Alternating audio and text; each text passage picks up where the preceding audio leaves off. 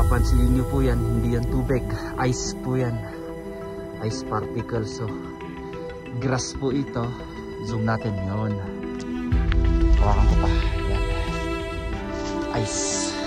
So buong kapaligiran po nagyelo. 5 degrees Celsius, 8:30 ng gabi. Para preso yung loob. Ang lamig talaga. Di kaya. Grabe pala talaga lamig dito, no?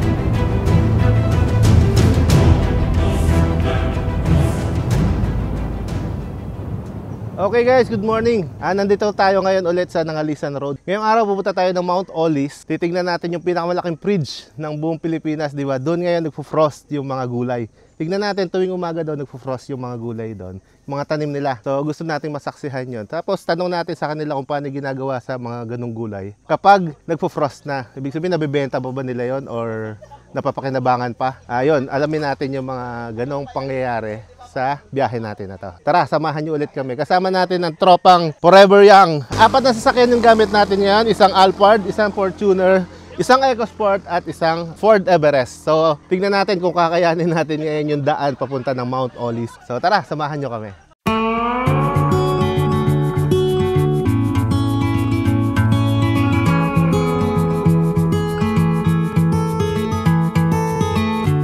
There's no one like you, my little girl. Your eyes so blue under those brown curls. Slow down. Soon you're on your Tunnel ahead. way. Promise me that you the world is yours. Strike them with your glow. Go on now, be good, be fine. Live your life, dream big, don't forget. So guys, nandito na tayo sa may part ng Baguio. Papasok na tayo ng Halsima Highway. Napahinto tayo kasi napakaganda ng view. Pakita ko sa inyo. Yay! Guys, ganda ng tanawin dito. Ang ganda ng view. Grabe, no? Solid, guys! Kita nyo naman ang view. Yung local government pala, maglalagay ng view deck dito. Barangay Silan. So, yun guys, yung mga nakikita nating mga tao dito, mga government employees sila. Tinitignan nila yung area para lagyan ng view deck. Yan, tulad natin, ang daming gustong makakita ng magandang tanawin mula Manila. Yan. Ito yung view na makikita nyo. Yan. Meron pa raw mga tourist spot dyan. Ano pong nakakasakop doon, sir? Silan. Silan po, Barangay Silan po. Ito po, tourism community village. Maraming tourist spot dyan. Dyan. Kaya nandito kami, lalagyan namin ng view deck dito. I love Silan para background namin yung community namin. Wow, ayos pala. So makipag-coordinate po sila dun sa Silan Tour Guide Association para malaman naman po nila kung ano-anong mga tourist spots pwedeng puntahan ngayon dyan. Oo, sir. Meron din tayong mga homestay. You can stay at our homestay at Silan. Kasi kung gusto ninyong pasyalan ito, may mga waterfalls, mga caves, meron mga eco trail, may mga flower gardens. Kailangan mag-stay kayo ng 3 days dito para ma-enjoy ninyo ang pang-stay. May mga eagle sanctuary dito. So ayun guys, may bago na naman tayong destination na pwedeng puntahan na dinidevelop pa lang sa ngayon. Kaya magandang opportunity to para sa atin. Okay po. Saan naman po kayo tourist operator, sir? Yung Darjeels Garden. Ay, sa Darjeels Garden po. Yun, ito, na-meet natin yung mismong owner ng Darjeels Garden. Si Sir Dario Montes. Dario Montes. Nakita nyo nga, napakaswerte natin guys. Sa dami-dami ng tao makakasalamuhan natin, si Sir pa na mismong owner. Welcome po dito sa Silan. Pwede kayong mag-search sa Silan Tourism Organization. Maraming pasyalan dito. Almost may 7 na tourist spot dito at saka natural sites. Ayun. Sa next biyahe natin, ito naman ang magiging tourist destination natin, ang Silan. I-explore natin kung ano-ano ang mga makikita natin doon, ano ang mga activities, magkano yung mga rates, and paano pumunta doon. Ipapakita natin sa susunod natin na biyahe. May homestay tayo doon, sir. And may homestay din pala. Nandito rin yung mga engineers namin sa DNR kasi chine-check nila yung kung saan namin ilalagay dito yung balkon ng I Love Silan, tsaka yan ang view niya. Mga barangay official. Ayun, hello sir. Nice meeting you po. Napaganda namin yung barangay captain namin. Ay sir. Ito yung kapitan natin. Ayun, na-meet pa natin yung kapitan. Napakaswerte natin, no? Para magkamukha kami ni sir. Nakikita. Thank you po. Ingat po kayo. Alright. Change driver tayo. Forever young. Forever young. Hello, hi. So ayun guys, simula nung nagpalit kami ng driver, naramdaman ko na para akong napunta ako ng Enchanted Kingdom. Tapos nakasakay ako sa roller coaster. Pwede pala roller coaster tong. Pwede pala roller coaster tong, ano? Alphard. Si Daddy Noel ang driver namin. Anong kaya pala? Magaling mag-drive. Parang 30 years old. Tika nga sa'yo, kaya nga nag-jet-lag ako dyan pag dumababa. Ganyan na magmaneho, parang sumakay ng Vikings eh. Alright guys, time check natin, 12:15.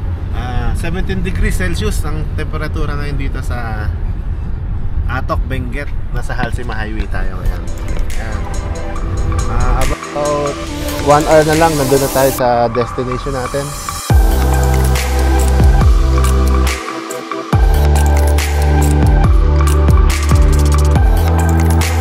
Jump shot! Jump shot! Sige! Yan ang half tunnel. Idol AJ pala to. Yes, sir!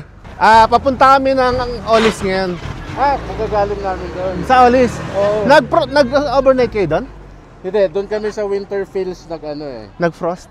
Oo, nag-cross. Yun ang gusto naming ma-experience ngayon. Kasi last year, galing na kami doon. Oo.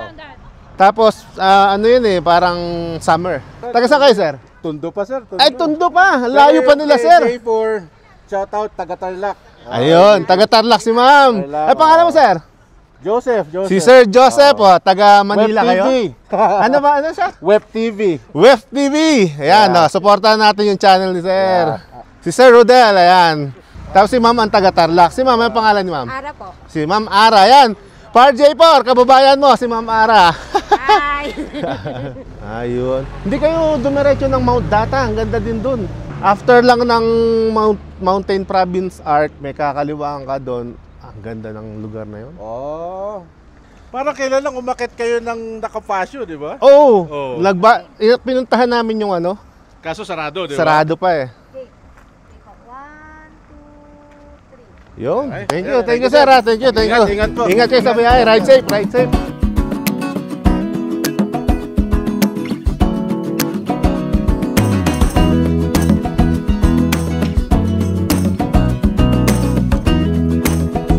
Kuya Pops, anong masasabi mo sa lamig ng Atok?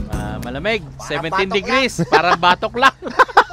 O kayo, madam, anong masasabi nyo? Ang init.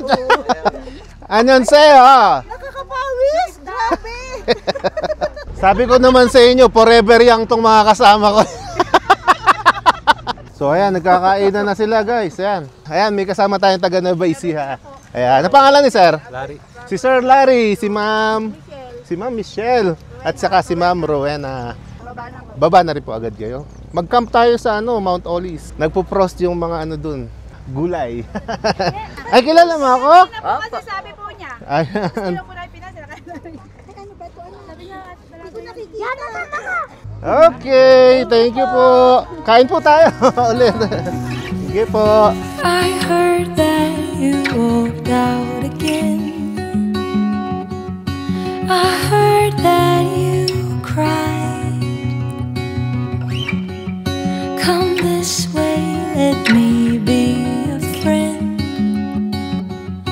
My home's open wide. We can live here. We can die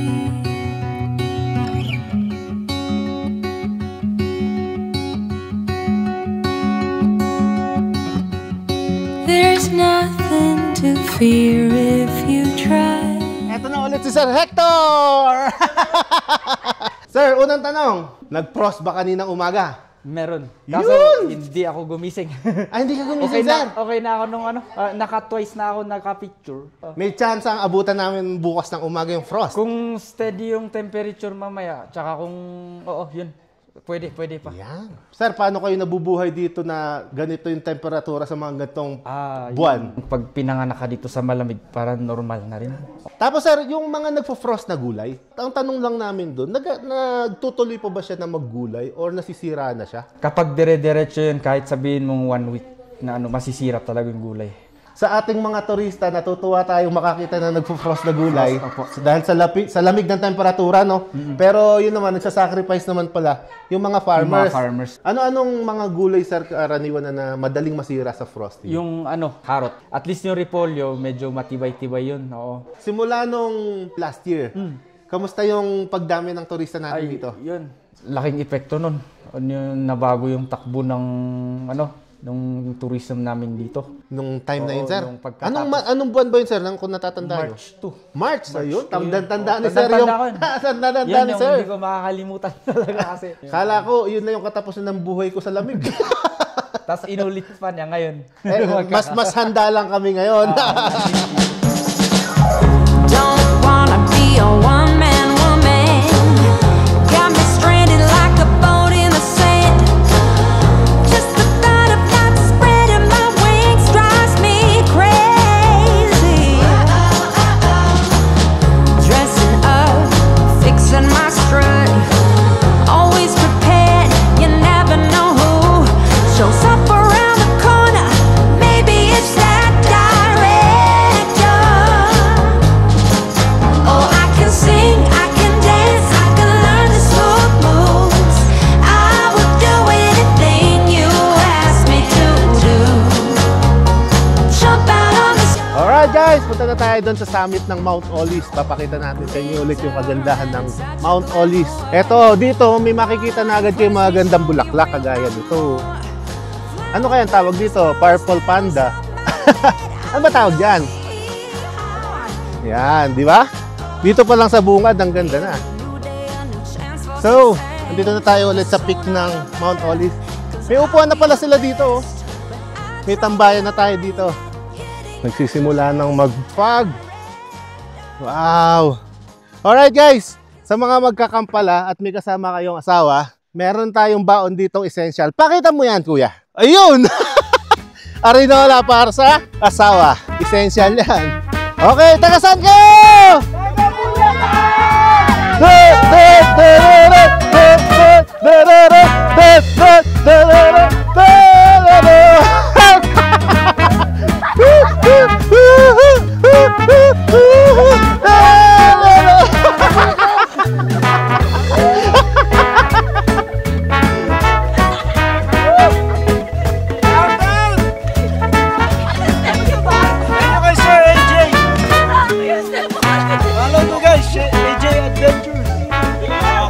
Travel Adventures.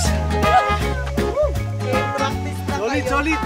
Hindi, may pangalawang pa naman layer Aray pa lang naman sa pangalawa. Pangatlo yung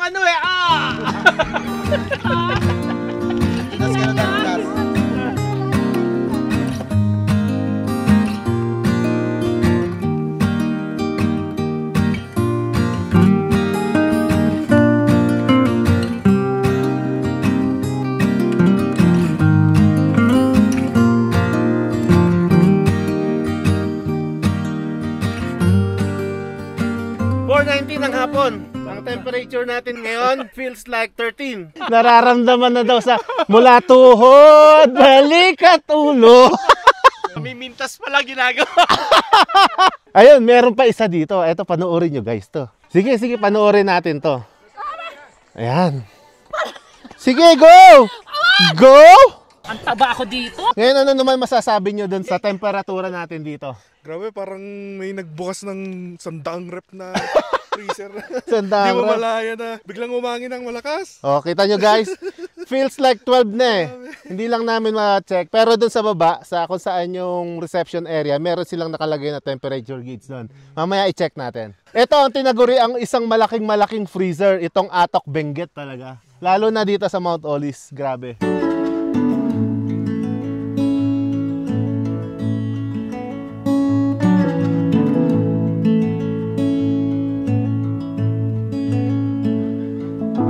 Drive the same roads every day. We both get there our own way. Alright guys, kasama natin si Tatay Jeffrey, tatay ni Sir Hector. Napansin ko kasi, ang ginagamit niyang sasakyan pang bili ng mga produkto nila is Tamaro FX. Eh alam naman natin na kapag pumupunta tayo dito sa Benguet, Cordillera, Mountain Province, ay marami tayong nakikitang puro ganito sasakyan. Ngayon, pagkakataon na natin para tanungin sa isang owner ng Tamaro FX kung bakit mas pinipili nila ito dito sa mga ganitong area. Tay, bakit itong Tamaro FX yung napili nyo? Kasi magagaan yung maintenance dito, madaling mag-repair. Kung malit na sasakyan, pero kayang kargahin yung 10 tao. Kayang iakyat yan. May minomodify ba dyan, tatay, sa ilalim, sa makina? Wala bang ganon? O may minodify kayo dun? Yung iba kasi yung dati nito is yung 13 rim. Nagpapalit sila ng 14 rim, pati gulong. Kaya tumataas ng konti. Ano po yung benefits pag nagpalit ng ganon? Para hindi masyadong sasayad. Ito rin tataas to. Bali, ilang taon na po sa inyo yung Tamaro FX natin? Mag 3 years na sir. Maliban naman po doon, siyempre medyo matagal na yung sasakyan. Ito po ba, may mabibili pang mga piyesang brand new o mga second hand na lang? Meron brand new. Meron pa rin pong brand new. Ngayon po, may plano po ba kayong palitan ang Tamaro FX ninyo? Hindi. Ito kasi mas magana kon, maski sa magipit na kalsada, pag manubra ka parang madali. Hanggang tuluyang masira yan, hindi nyo ibebenta talaga. Pag nasira ito, pwede rin may gumagawa ng mga ganito. Talagang pangangalagaan, hanggat kaya. So, masasabi nga natin, Tamaro FX Capital ang Cordillera. Kasi mostly ito galing sa Manila. Noong una ito yung ginawang unang taxi. Yung nagpalit sila ng mga taxi, lahat ng mga FX dito na punta lahat. Talagang masasabi pala natin na dito sa Cordillera, number 1 sa kanila to. Kahit lumabas pa maraming sasakyan, i-maintain nila to hanggat abot ng makakaya nila. Iyon.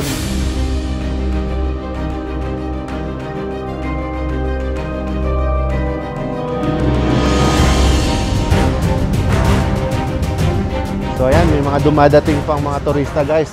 Time check natin, 4:48, may mga turista pa. Nakita din dito. Sir. Okay dun sir, sa Buda Transient. Oh, yun yung pinakamalapit dyan eh. Kasi wala sa kapag malamig ito, baka hindi kakayanin mo. Kami lang ang kakayan yan. Ngayon, challenge! At least sila, nasubukan na nyo. Papanood ko sila pala. Kahit mahal, nandyan sila sa taas. Ano yun sir, magsushoot kayo ng ano? Prenup? Dito, prenup ngayon? Prenup. Ayun, may prenup pa pala dito. Hello, ay mama, nandito na ako. Ayun! Taga saan yung ikakasal sir? Taga Maynila lang. Panoorin mo yung gagawin namin. Ayun! Ayan. May technique oh. Ayan. Tingnan nga natin. Kaya kita na ba? Kita na yan. Kita na yan. Sa dalawa. Muso mo, Jobin ha. Yun. Ayos pa! Ayan ang behind the scene ng mga prenup. Ngayon, tignan natin kung ano yung output. Makikita ba sir yung output? Hindi, yung ano. Yung page na lang namin. Ayan, tignan natin sa page sila sir. Studio Yanagi. Yun, so hanapin na lang natin. Studio Yanagi. Tignan natin yung final output nun. Yeah, free ads, salamat. Yun. Kung gusto nyong magpakasal, pakasalan nyo na to. Package kami kung wala kang aasawahin. Meron kami ito. May libreng groom dito. Yun pala eh. May best man na. You know that I lie when I say that I'm fine, 'cause you know me like that. You know me better than anyone I know.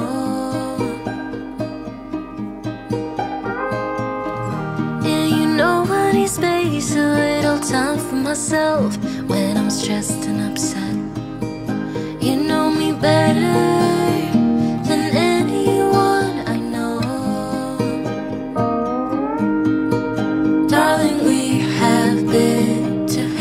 Picturean ko po kayo. Picturean natin sila. Okay. Guys, may mga follower tayo dito ng Team Palibot. Par J4, ayan. Kasalanan mo to. Boy Esteban po, Salor. Baka may message ka po kay J4. J4, paano mo ko? Kaya kami sa Mount Olis tsaka Mountain Back dahil sa show mo. Ayun. Bye-bye. Sige po. Thank you. Sige po. Okay po. Salamat, kuya. Thank you po. So, ayun nga guys, pinupulutan na tayo ng mga to. Ha? May fans Oo, kaya daw sila nakarating dito. Subscriber ka daw nila. Ano yun, no? Hindi ba? Yung Koreano ba? Yung Koreana? O ba? Koreano, magkasama pag may isang kasamang Pilipina. At kasi may yung may dalang aso. Asong itim. Nakita raw yung vlog mo eh, kaya nagpunta rito. Kami din, kaya kami pumunta dito. Nakita daw yung vlog mo, tapos Guys, tignan nyo to! Woo! Grabe naman yan, no? I open my eyes and I'm greeted by a cute little smile. The world is new with you by my side. Everything is beautiful. Tuesday afternoon, I'm calling you home just to hear your voice on the phone. I think of you and I'm not alone. You are everything. So guys, bagong init kasi yung pagkain natin, kaya dapat kainin agad. Walang isang 1, 2, 3, tingin! Walang isang minuto, ano lang yan. 1, 2, 3. Walang isang minuto, malalamig na to. Tawag yung tatlo. Musok! Kain tayo, minudo. Napakalamig guys. 10 degrees Celsius. Grabe. Pero isusurvive namin to buong magdamag. So, ayun guys, ang temperature natin kanina ay 10 degrees Celsius nung mas maliwanag pa. Ngayon, nag-ano na tayo, bonnet, jacket, gloves, tapos ito, yung pambalot sa leg natin. Tapos, panjama na, sapatos. Tagos pa rin yung lamig. Grabe. Ito, may pantenga pa, oh, parang nakikinig sa music. Pangmayaman. Pangmayaman yan. Oo. Grabe, ang yaman mo.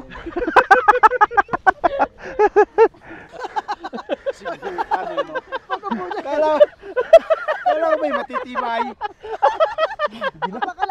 Ang yaman mo kasi. Pang mayaman yun ng ano mo. Oh.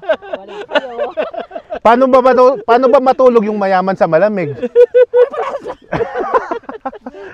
Ay grabe, kamusta naman kayo dyan? Kamusta date? Super cold. Ano, kamusta kayo? Kaya pa po, kaya pa. Okay pa? Kaya pa. So hot. So hot! Yeah. How about you? Carry pa. Carry pa? Hindi pa ako giniginaw. Kayo, kamusta? Malamig ba dyan? Okay lang po. Okay lang? Okay. Number 1. Number 1? Lamig. Oh, eto nga, short lang, medyas oh. Hey, what's up? Ito. Sige buddy.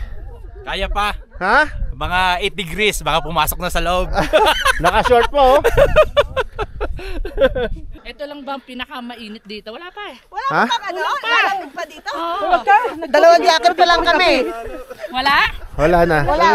Guys, hintayin nyo mamaya magtataba. Pag dalawang jacket pa lang to, dapat 4. So guys, Dapat para reviews. guys, tandaan nyo yung mga sinasabi nila tapos mamaya i-reveal ko sa inyo kung ano yung totoong pangyayari. 7:43 ng gabi. Eto, medyo nagpapainit kami ng katawan dun sa bonfire. Sa bugod kasi ang temperature natin as of now is 8 degrees Celsius. Ngayong mag-alas 8 pa lang. So hantayin natin mamayang madaling araw kung bababa pa siya. Ganito lugar pala sa Pilipinas, no? Alright guys, update dito sa Mount Olis. As of 7:53 ng gabi, ang temperature natin ay nag-drop na sa 7 degrees Celsius. Yan, maaga pa, 7:54 pa lang. Inaasahan natin na magdadrop pa ito mamaya. So tignan natin kung kakayanin natin dito. Kung di ba tayo mag-iiyelo. Grabe talaga ang lamig. Teka. O, saan kayo pupunta? Parang hindi ko kakayanin. Hindi nyo nakakayanin? Hindi ko kaya, sobrang lamig. Kaya pa po, kaya pa. Okay pa? Kaya pa. So hot. So hot! Yeah. Ha? Malamig pa dito. Dalawang jacket pa lang kami. Wala? Wala na. Wala. Guys, hintayin nyo mamaya magtataba. Pag dalawang jacket pa lang to, dapat Apat. Saan ka matutulog sa sasakyan, ha? Oo, kaya kasi nisipon. Tsaka yung yabang ko rin yan kanina, mami. Napakayabang mo. So ayan guys, may isa na sumuko dito sa challenge natin. Sa sasakyan na raw sila matutulog. Sumuko na guys, sumuko na. 1 down. Okay. Sa 7 degrees Celsius may sumuko na as of 8 PM. Ilan na sumuko? Tatlo. Sino yon?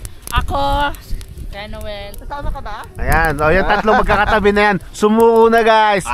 Ikaw, hindi ka pa susuko? Hindi. Never surrender? No! Ikaw Paps, never surrender? Never surrender. Yan. Fight. Tatlo na tayong matitira dito. Okay, kanina tatlo na yung bumigay. Ngayon, ilan na ulit? 5. 5 down. So ilan kaming matitira dito?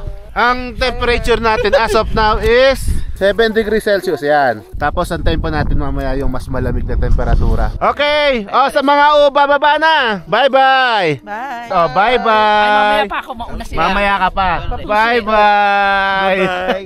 Bababa na sila guys doon sa sasakyan. Doon na sila matutulog. So mga ilan pa rin naman tayong natira dito sa taas. Malamig talaga. Sakit sa likod. Sobrang lamig. Di kaya. Sa aminin ko na, hindi talaga kaya.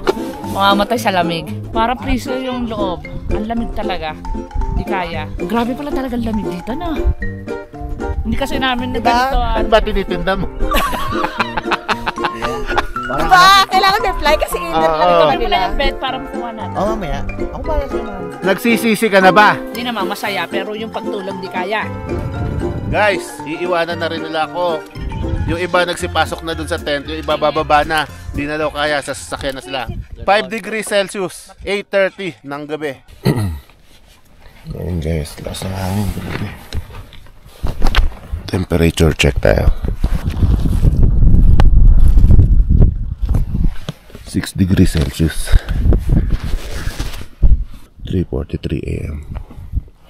Wow, good morning sunrise. Ayan ha. Bisikat na ang araw guys. Na-survive natin ang buong magdamag. Survive natin ang buong magdamag. What facts belong, it's hard to say. Your pattern is so hard to tell. But we're together, that's our game. Round and round and round we go. The dance ain't over, I'm sure we're still the same. Love the ways you make us whole. Would you say if things ain't right? Look away, look away. What's really going on? What's really going on? Would you tell me, can't you say?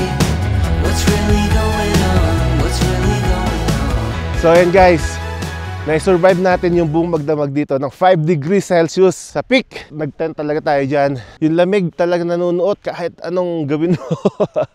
O, kamusta? Kamusta ang tulog sa baba? Mamamatay ako. Ayoko na dito. Nasa loob na ako, nasa sasakyan, umiiyak na ako eh. Iisa yung sinasabi ng lahat dito, mamamatay na daw sila. Ate Lodi, saan ka natulog? Sakyan. Anong masasabi mo sa lugar natin na pinagcampingan? Maganda siya, kaya lang sobrang ginaw. Pagka mahina sa ginaw, hindi kakayanin. Maganda siya, super. Pero, may pero talaga.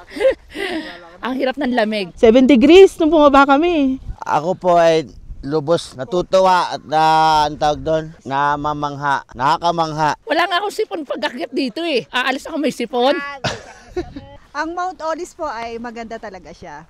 Personally speaking, maganda. Maraming bulaklak sa mga nature lover. Maganda po ang Mount Olis. So, Ang kulang po lang sa amin ay preparasyon. Wala po akong pagsisisi at uulit-ulitin ko po ulit itong pumunta rin pag may pagkakataon. pwedeng balik-balikan except sa weather. Kung kayo po ay ginawin, nakatulad ko, hindi po kayo tatagal, promise. Unang-una po masaya at memorable kasi iba yung lamigo dito kumpara sa ibang parte ng Pilipinas. Ang masasabi ko sa experience dito, yung papunta sa Mount Olis, kung kayo mga nature lover, ang ganda-gandang tingnan ng mga paligid. Pagkatapos, kung ikaw ay adventurous, yung mga mahilig sa adventures, magandang puntahan dito. Mount Olis, magandang lugar na puntahan. Malamig. Pero iba yung sakit ng balat dito nung lamig. Lalo na pagka umabot na yung madaling araw. Yung 5 degrees. Pero iba yung pakiramdam niya kumpara dun sa ibang na-experience namin na malamig din. So, ang Mount Olis, yung Sea of Clouds, mapapanood nyo dito, yung sunrise niya, maganda talaga. Saka kung nature lover ka, isa sa pasok to, swak sa mga gusto mong puntahan. Yung sa lamig, yung experience mo dito sa lamig, 5 degrees, napakalamig talaga, sobra lamig. First time ko dito, masaya siya. Nang agaw ako ng kumot sa misis ko. Nakatulog siya, nakaupo. Binantayan ko siya. Binantayan ko siya hanggang alas 2 na madaling araw kasi inagawan ako ng kumot. Grabe.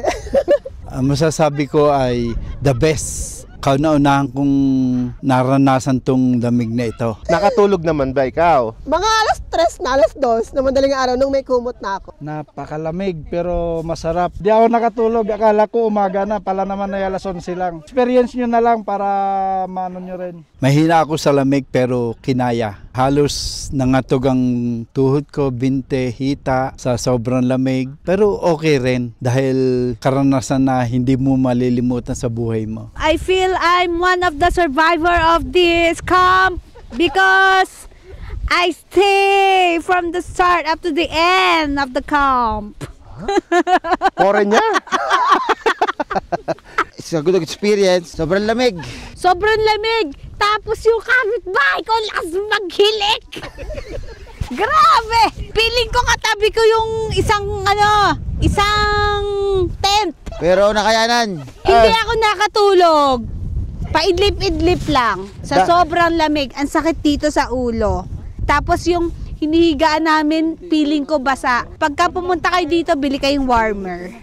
Kasi ito, nag-survive sa akin to. Akala ko lilipa rin yung aming tent. Pero kung sakali, karoon pagkakataon. Uulit ka pa ba? Pwede. Wag mo sa magaganditong kalimig. Siguro yung ibang month. Yung nagdadasal ang asawa ko. Ano ba dinadasal ng asawa mo? Sana magkasawa siya na mabait na namimigay ng kumot. So ano naman yung magandang experience na masasabi mo dito? First time ko kasi nakarating dito. Tas akyat bundok. First time. Kung may hindi ka malilimutan na pangyayari, ano yun? Yung na-encounter ko yung sobrang lamig. Maling tent ang nadala, maliit na kumot. Pero tamang asawa ba yung nadala mo? Pag-iisipan ko pa.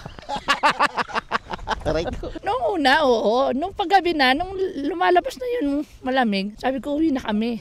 Umiiyak na nga ako. Hindi ko na talaga kaya. Ang tanong natin, uulit ka pa ba? Hindi na. Kahit libre, hindi na. Ulit-ulitin pa rin. Pero once na pumunta ka naman, masasatisfied ka na. Nakaka-refresh ang tanawin, sobrang ganda. Wala kang maiisip na problema kundi tumingin lang sa tanawin. Ang problema mo lang, pag nilamig ka na, sobrang lamig. Para kung natutulog talaga sa freezer sa kotse. Uulit pa, pero sa panahon na mainit, wag ganito January. Uulit pa. Pero magre-ready po muna kami. Katulad doon ito, ginawa ko na tong gloves, medyas. Syempre naman, napakaganda nitong lugar na to. Kaya kung babalik kami, we will make sure na ang dadali naming gamit ay angkop para sa klima ng Mount Olis. Uulit pa, sama ko yung mga anak ko. Na-miss ni Sam to, sayang. Gusto niya to yung mga ganito eh. Mahilig siya sa mga ganito, mga sea clouds, yung mga ganyan. Okay naman na umulit dahil maganda rito at the best. At saka sa tanang buhay namin, ngayon lang kami nakakita na ganito ubod ng lamig. Uulit pa ako pero maghanda na ako sa sarili ko. Oo, gusto ko umulit. Sa ganitong panahon, gusto ko pa ulit umulit. Mas prepared kasi hindi ako naniwala kay Ma'am Apple eh. Sorry bumalik. Salamat sa kaibigan ko. Nakarating kami rito. Mapapasama sa libro ko ng Good Memorable. It's a memorable experience for me with my wife. Malamig.